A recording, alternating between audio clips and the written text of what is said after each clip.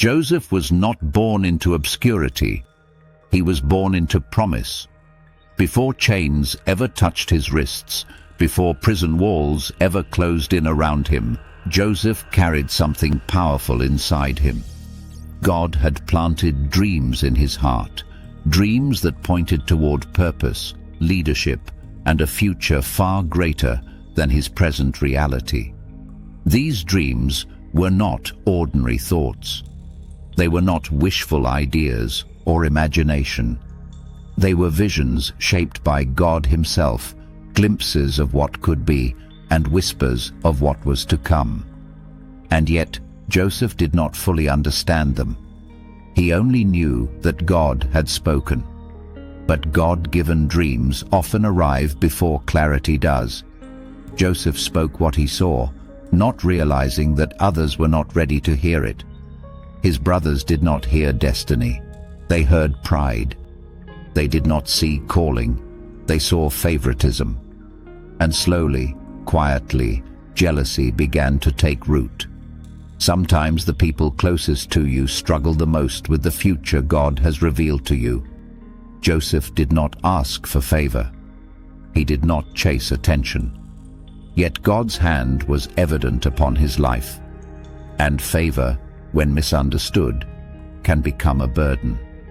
What Joseph's brothers did not understand was this truth. Favor does not protect you from hardship. Very often, it places you directly in the path of it. The day Joseph was betrayed began like any other. He set out in obedience, unaware that the very people meant to protect him were preparing to harm him. By the end of that day, everything familiar had been taken from him. His brothers stripped him of his robe, the symbol of love, identity, and destiny. They removed what marked him and sold him as property. The dreamer became merchandise. The favored son became a slave. The pit came before the palace. The silence came before the promotion. Yet even in betrayal, God was not absent. Joseph was carried into Egypt, far from home, far from family, far from everything that once gave him identity. A new land, a new language, a new culture. Everything familiar was gone.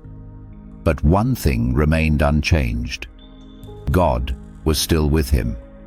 Joseph had a choice to make, one that would shape the rest of his life. He could allow bitterness to take root. He could allow anger to harden his heart. He could allow resentment to rewrite his character. Or he could remain faithful. Joseph chose faithfulness. Faithfulness when no one applauded. Faithfulness when no one defended him. Faithfulness when life felt deeply unfair. In Potiphar's house, Joseph worked diligently. He served with integrity. He gave his best even when his circumstances did not deserve it. And once again, God's favor rested upon him. Everything Joseph touched prospered. Not because Joseph controlled his environment, but because God governed his heart. Favor followed Joseph into a place he never wanted to be. But purpose is rarely a straight path. Joseph's integrity soon became the very thing that cost him his freedom. False accusations rose against him. Accusations born from temptation he refused, and righteousness he protected. Without trial, without defense, Joseph was thrown into prison. Not for rebellion, not for disobedience, but for doing what was right. The same Joseph who once dreamed of leadership now slept behind iron bars. Prison is a place where hope is tested. It is where time slows, where days blur together, where prayers feel unanswered. For Joseph, prison was not only a physical confinement, it was an emotional and spiritual testing ground. Every day he woke up still bound. Every night he lay down still waiting. The promise had not disappeared, but it felt distant. Joseph could have allowed despair to silence his faith. He could have questioned God's goodness. He could have concluded that obedience was pointless. But Joseph remained faithful. Even in prison, God did not leave him. God's presence followed Joseph behind the walls. And once again, Joseph chose service over self-pity. He listened to others. He noticed their pain. He interpreted dreams. He encouraged those around him. Joseph helped others walk free while he remained bound. And this is where many people lose heart. Because helping others while still waiting for your own breakthrough can feel exhausting. It can feel unfair. It can feel like God is blessing everyone else while you remain forgotten. Days turned into months. Months turned into years. Waiting stretched Joseph's faith. Waiting will test what you truly believe about God. Because waiting feels like being overlooked, like being forgotten, like the promise will never come. But waiting does not mean God is inactive. While Joseph waited, God was shaping him in ways that could not happen in comfort. God was teaching him humility, patience, wisdom, and restraint. God was removing pride. God was refining compassion. God was preparing Joseph to lead not from ego, but from empathy. Purpose is not only about where God takes you, it is about who you become along the way. Joseph's prison was not a pause, it was a classroom. Then, at the appointed time, not early and not late, God moved. Pharaoh, ruler of Egypt, was troubled by dreams no one could interpret. Night after night, the same visions returned. Fear grew. Confusion deepened.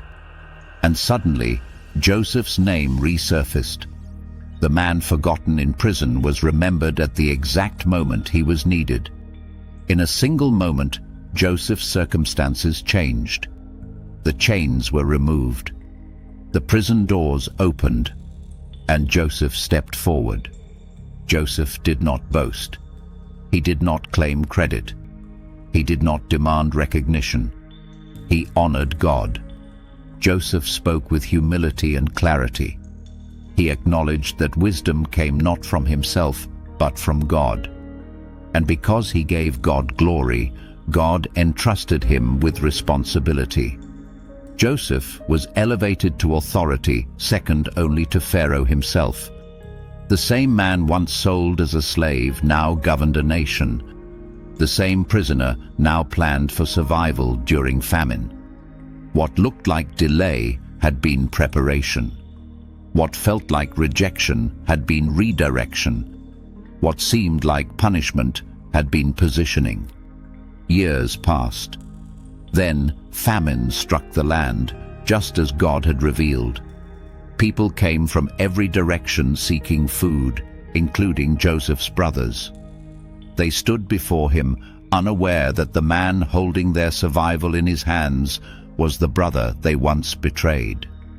Joseph had power now. Power to retaliate. Power to punish. Power to rewrite the ending. And this was the final test. Would Joseph allow the pain of the past to control his future? Joseph chose forgiveness.